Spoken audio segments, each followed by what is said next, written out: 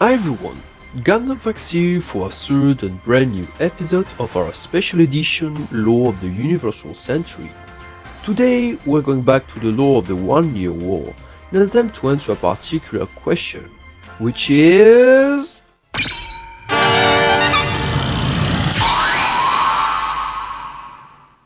In this video, we are going to try to determine which one of these mobile suits is the best mass production model.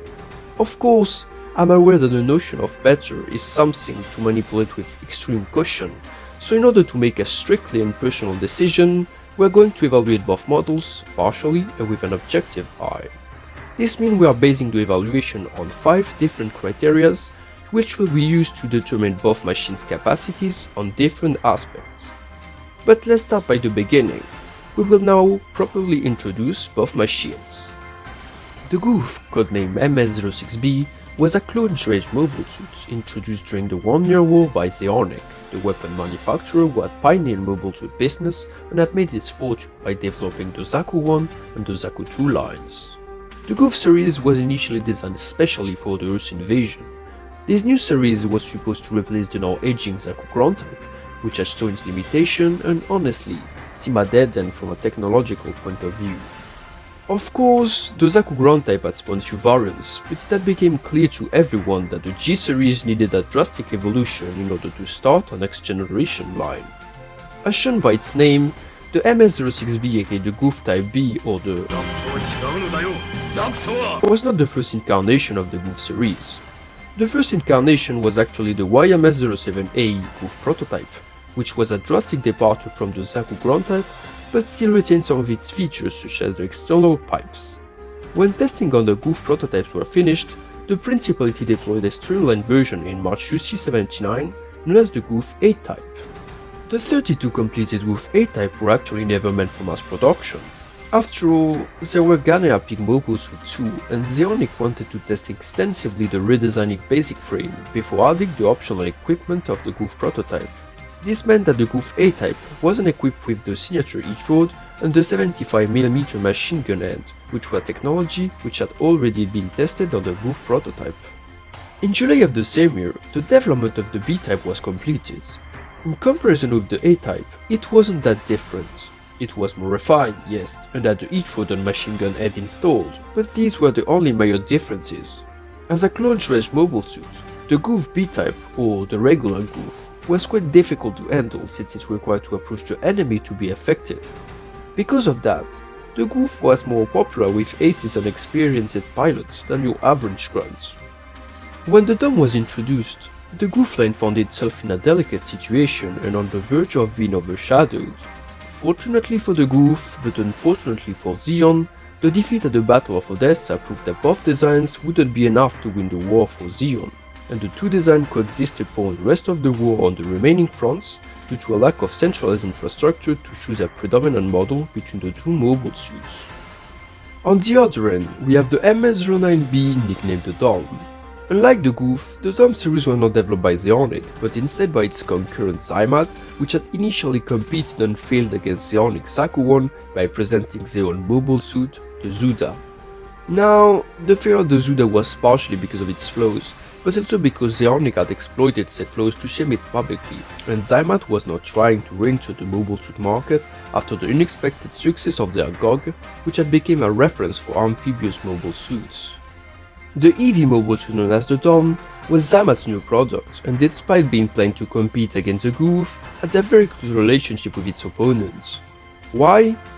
Well, because the Dome was the end result of backroom deals between Zymad and Zeonic and the byproduct of an exchange of favor. Zymad was able to obtain a Gouf from Zeonic and evilly modified it into the Gouf test prototype, which was used to test a brand new mono-eye camera with a X-movement array, a new cockpit, innovative leg spike shoulders, and the legs received transfer enhancer which paved the way to the Dome hovering jet engines. The Gouf test prototype was also outfitted with a prototype heat-rod, which became a norm for the rest of the Dome series. The obtention of the Gouf, which later became the Gouf test prototype, was not the result of industrial hijacking.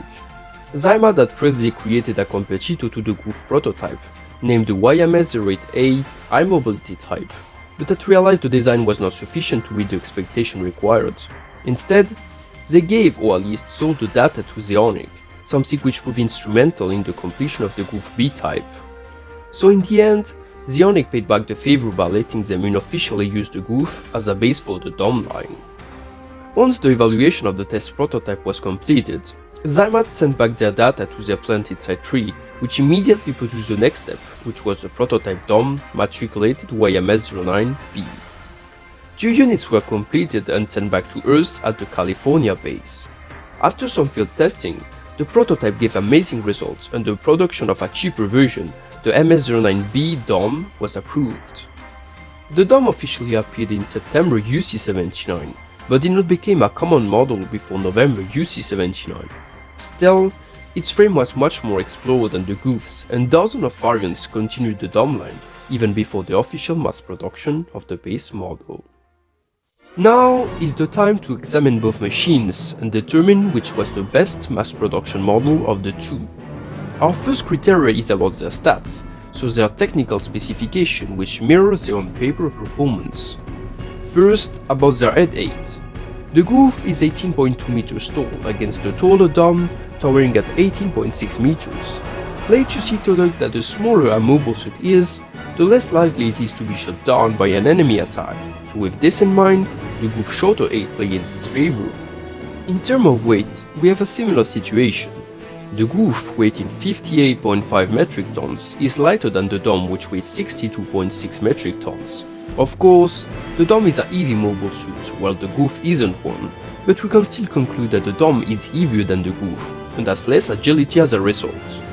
However, the DOM, with its 1270 kW of generated output, has a more powerful generator than the Gouf and is 1052 kW generated output. In the same vein, the max acceleration and the thrust of the Gouf, respectively of 0.54 g and 40.7 tons, are evenly outclassed by the 0.71 g max acceleration and the 58.5 tons of thrust of the DOM. The DOM has also higher detection capacities than the Gouf and exceeds them by nearly 2 km. On the other hand, the Gouf has a better running speed than the DOM and is more mobile as long as the DOM doesn't use its jet engines at maximum output. So of the 7 stats we examined, the Gouf only have 3 of them in its favor, so despite a close match, the DOM seems to be better than the Gouf, or at least on paper. Now, we are going to compare the Gouf and the DOM with their frame versatility being used as a criteria. But what is exactly the frame versatility? Simply enough, the frame versatility is the capacity for a mobile suit design to be modified in order to spawn variants. The more variants a mobile suit has, the better is its frame versatility. However, the number of variants is not enough to define the versatility of a frame. For a frame to be highly effective, it must allow the development of variants with very diverse weapon equipment, but also variants specialized in certain environments. For a mobile suit to be considered a successful mass production model, it must not only be effective on the field, but also be economically affordable. Mobile suits like the GIMS, which frame can be adapted for various environments, as seen with the GIM Desert type, GIM Aqua, or GIM Cold District type, and for specialized purposes as seen with the GIM Sniper Custom, GIM Cannon, or GIM Light Armor, are considered among the best mass production units as their frame makes the manufacturers save a lot of money and effort. But let's look at the DOM and the Gouf's frame instead. The DOM frame, while not being universally perfect, is a masterpiece. Despite its thickness, the frame has shown to be easily adaptable and easily supports specializations. It supports artillery roles, as shown by the creation of the DOM Cannon 1 and the DOM Cannon 2, or even high mobility ground roles as showcased by the DOM High-Speed Experimental type. The DOM 5, a variant with an exaggeration of the DOM versatility, is also a testament of the great effectiveness of the DOM frames, and even spawned many models when modified with parts from different other machines, as shown by the DOM Tropen, obtained when combining the frame with DOM Tropical test type parts, or the DOM Binished, obtained when using Quick DOM parts. The DOM frame is also very versatile when it comes to environmental adaptation. Since the DOM Tropical test type is anterior to the regular model, we aren't going to consider it a valuable example, but still, it showed that the DOM line had something for jungle combat.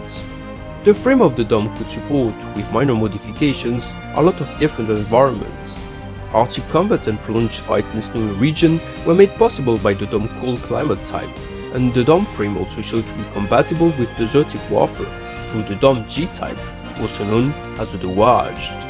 More surprisingly, the Dome frame proved to be better than the Zaku frame when it came to amphibious adaptation.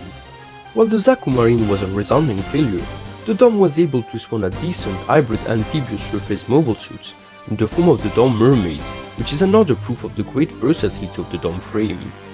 The last proof is obviously the Rig Dome itself. After all, transforming a space mobile suit into a ground mobile suit is not that difficult, but the reverse is very hard. The Dome spawned the Rig Dome, which is impressive on its own, but also through very minor modifications, such as by replacing the jet engines with rocket engines, which is even more impressive. In comparison, the Goof is of a poorer quality. Of course, the Goof frame had proved to be well fitted for weapon specialization. After all, the Goof had spawned multiple variants with various specialized weapon loadouts, the most common example being the Goof EV Arms type, which has two 85mm machine gun heads and a 30mm mounted machine gun. There is also the Goof Combine Test type, which was the first Xeon mobile suit to use the Core Block system and had a dead copy of the Core Fighter, the Little Dop, which plugged in its back. Mobile Suit Variation Readon introduced us to two other variants, which are the Goof Vijayanta, meant to be more mobile and breach obstacle, so to be used as a scout and protect other mobile suits, and the Goof Tactical Assault type, which is a step over the Goof EV Arms in terms of firepower, as it has a Gatling cannon inherited from the Zaku cannon, and a composite weapon made of a fire thrower, a machine gun, a rifle, and even a small rocket launcher. However, the versatility of the Goof frame disappears when it comes to environmental adaptation. Aside the Goof Hunter, which is a variant specialized in jungle warfare, and the Desert Goof, which is a failed prototype made for desertic warfare, the Goof doesn't seem to have spawned any other significant variants specialized for hazardous environments, which is a proof that the Goof frame is either too difficult or too costly to work with to produce such variants.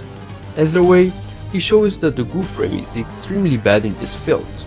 Of course, the Goof series is known for being extremely well shaped for aerodynamically designs, and that's why the first mobile suits capable of self-sustained flight were the Goof Flight Test type, and later the Goof Flight type.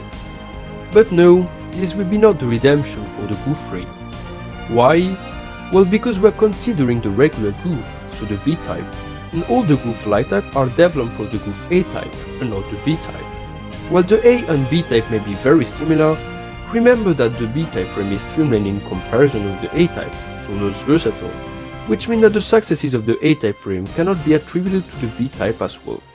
So in terms of frame versatility, the Dome is again superior to the Goof. Time for a third evaluation. Now we are considering the inbuilt arsenal of both mobile suits.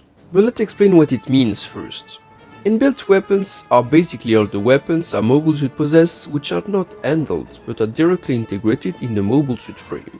For some mobile suits, they are mounted in the head, as seen with the Ericsson NT8 60mm Vulcan guns, but it is also very common for other mobile suits, especially artillery units like the gun cannon, to have the weapons fixed on their shoulders or on their arms. By definition, you can't disarm a mobile suit of its inbuilt weapons. Of course, you can disable or destroy them, but you get the point. These inbuilt weapons are going to be the last thing which will allow a mobile suit to continue the combat after the main weapon is lost.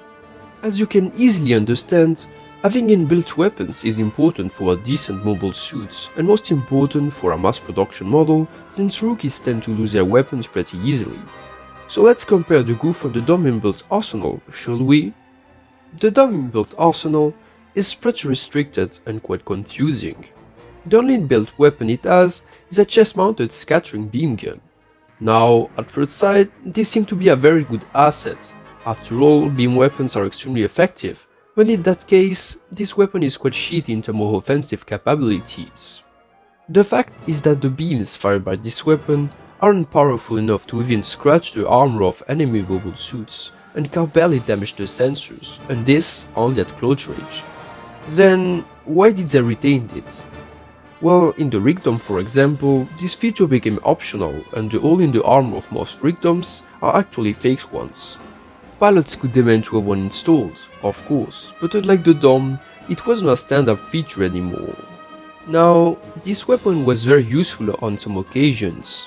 When fired on an enemy mobile suit, the fired beams would act as a sort of makeshift flash grenade, and honestly, blinding the enemy for several seconds would come handy if, as a dumb pilot, you had your heat saber ready to slash. But frankly, it wasn't the best weapon, and as an inbuilt asset, it was kind of mediocre. The Goof didn't have such problems. In fact, the Goof had not one, but two inbuilt weapons. The first one was the 75mm machine gun head, which were machine guns installed inside the fingers of one of the hands. Like the 60mm Vulcans, they could actually damage mobile suits and were particularly effective against aircraft. Aside the cost and unpracticity, it was rather a good tech which allowed the Goof to be able to continue mid-range combat even after the loss of its main weapon. The second inbuilt weapon of the Goof is the heat rod, which is mounted on the other end and didn't compromise the hand manipulator. As its name suggests, the heat rod is a thick metallic rope, which is usable in many different ways. Not only it can be used as a simple grappling weapon, but it can also be used as a sort of flare in order to destabilize the enemy. The best features? The rod is electrified and can deliver powerful shocks capable of knocking down the pilot and the monitors of a high-performing mobile suit like the RX-78 Gundam. And the rod can also be superheated and used to slice the enemy like a heat axe or heat rod would do.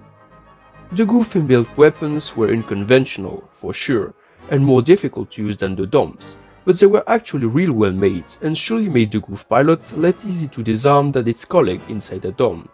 So in terms of inbuilt weapons, the Goof is, without questions this time, superior to the DOM. Now, let's talk about both suits' tactical use. The tactical use of a mobile suit is basically the way in which this mobile suit can fit in the grand scheme of things and how can it impact the global strategy of the entire army.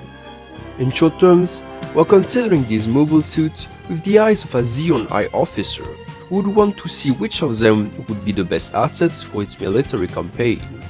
We will have to remind ourselves that the Goof was intended to phase out the Zaku ground type, and that the DOM was meant to surpass the Goof.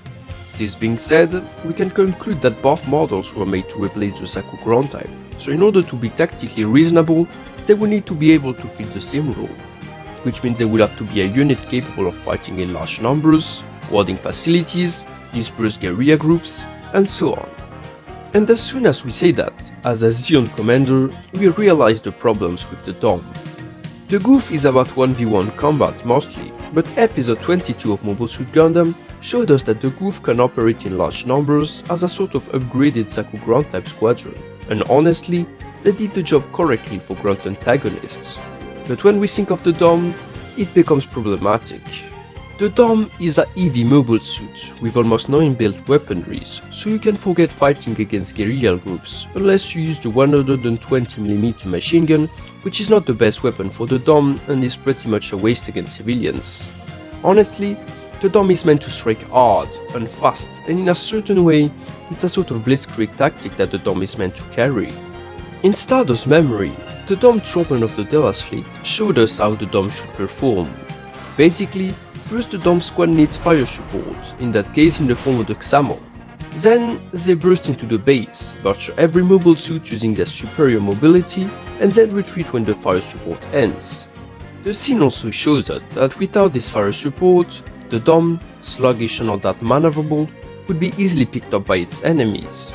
This is exactly the reason why we never saw platoons exclusively made of DOMs in the franchise, and why they either operate by Group of 3, as in of the Black Tracers, or either when only one DOM type mobile suit is assigned to a platoon, as seen with the Midnight Farrier Corps. So sending out waves and waves of DOM is practically a waste. The DOM is tactically very useful, but as a replacement of the Zaku ground type, well, good luck with that. Not only it would be ill-suited for the pacification or the patrolling of the countryside, but it would also become dull weight in the case of trench warfare. So as a replacement, the DOM is a poor choice, while the Goof is a decent but not outshining mobile suit. Now, about something you would want to know as an officer. How long till the units reach the front line? How can I move them effectively? With the Zaku ground type, there were 4 options. Either you embark the units on a Fat Uncle class and hope the capture not destroy mid-air, Either you transport each Zaku via Samson truck, either you move them one by one with their own feet, or either you embark them on Dodai YS bombers.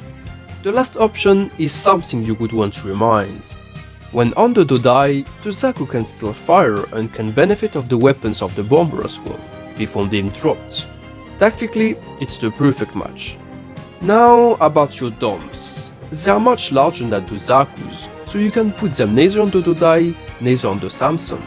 You can put them into the fat angles, but it's not the best deploying option in the world.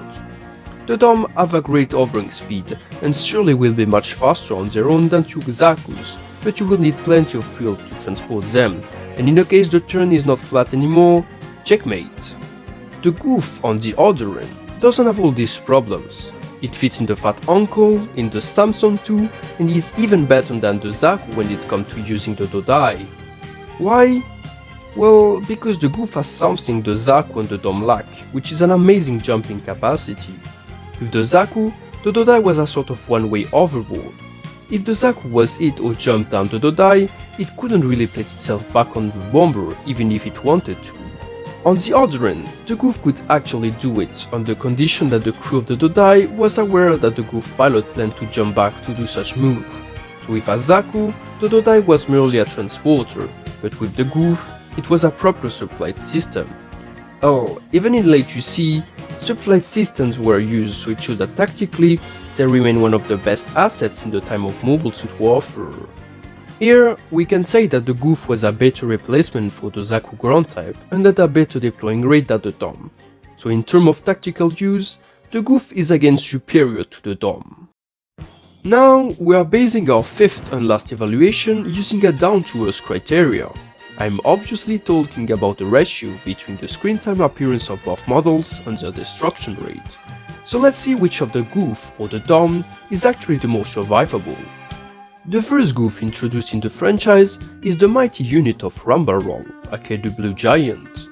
This Gouf appears back in episode 12 of Mobile Suit Gundam and is the new Scooby-Doo antagonist until episode 19, where the Gouf pierces his backpack, which destroys the unit. The Gouf B-type comes back in episode 22 in larger numbers. At the beginning of the episode, one Gouf, which is defending one of Makuve's bases, jolts with the Gundam with its hooks before being fatally pierced by the beam saber and blowing up as well. Later in the same episode, another Gouf is able to knock down the Gundam, but is quickly gunned down by the Gundam as it was trying to use the heat road. Shortly after, another Gouf is destroyed by the combined air force of the Gundam and the gun cannon, and its backup comrades, two other Gouf, meet a similar fate. The first one is brutally slashed by the beam saber, and the other unit is mauled by an enraged Amuro. Next, the episode reveals 4 other Goufs, which all survived as they forced the White Base Mobile Suit team to retreat. In the following episode, 3 other Goufs, mounted on Dodais, are sent by Makuve to ambush Matilda transport. The first is destroyed by the Gundam core fighter, while the second follows its Dodai and has its leg slashed, with trigger and explosion destroying it. The last one gets a longer fight with her against the G-Fighter and the Gundam, but is also destroyed as well. The last appearance of the Gouf B-type in the franchise is in episode 29 during the Battle of Jaburo. 3 Goufs are first seen dropped from a Gao, and another unit later seen landing in the jungle. So we saw a total of 17 Gouf B-type in the franchise, with 9 of them being destroyed on screen. The casualty rate is thus of 53%, which is more than decent for an antagonist mobile suit. Now, let's compare with the DOM. The first DOMs ever seen in the franchise are the 3 units of the Black Tri-Stars. MASH units is destroyed in episode 24 of Mobile Suit Gundam by being slashed in half by the Gundam Beam Saber, and Ortega units is bisected in the following episode. Gaia units survive until the end of episode 25, but is also destroyed by the Gundam. Like the Goufs, more DOMs appear during their assault against Jaburo. 2 DOMs are seen drop from a Gao, and the third drop unit is seen being shot down by Jaburo defenses. 2 additional DOMs then make an appearance and safely land later beyond Jaburo River. In Mobile Suit Igloo, 2 DOMs appear as well during the Battle of Odessa, but the first one is pathetically put to the ground by Arlin's gun tank, and the second one soon falls after by being struck into oblivion. The last appearance of a regular DOM in the World UC saga is in the 8th Mobile Suit team. This unit is the only dome of the base, and is quickly destroyed after a failed attempt against a Gunzag mass production type. Of the 11 units seen in the whole franchise, 7 of them are destroyed on screen, which make a 63% casualty rate, which is decent again for mass production antagonists, but nonetheless higher than the Goof's on casualty rate. According to this, the Goof, at least based on its on-screen performance, would be more survivable than the Dom. This on-screen performance criteria is relative, of course, but since the first Goof survived a couple of encounters against the Gundam and that a group of 4 Goofs made the Gundam and Gun Cannon retreat, something that no Dom ever achieved, we can still consider this 5th evaluation to be relevant. Now, let's move to our conclusion. As we have seen earlier, the Dom has superior on-paper performance and has a more versatile frame than the Goof, so 2 criteria in its favor. The Goof, on the other hand, has proved to have better inbuilt weapons, a better tactical usability, and of course, a better on-screen performance, which means it has 3 of the 5 criteria in its favor. So we can conclude that the Goof is a better mass production mobile suit than the Dom. Now, I won't lie that I am slightly disappointed by this result. As much as I love the Goof, I am fonder of the chunky Dom, but as said at the beginning of the video, this analysis was not meant to be personal. However, I think it's still important to remind everyone, in the Dom favor, that while it was not as cheap as the Zaku 2, it wasn't as overpriced as the Goof was, and this is something which explains very well why the Dom did so well against the Goof. And we have now completed our Dom vs Goof analysis. This will be all for today's video, but stay tuned for future lore content delivered on the same channel. Hit the like button and most importantly, comment and subscribe, as it will really help the channel to flourish. So long fellow new types, until the time of our next special edition.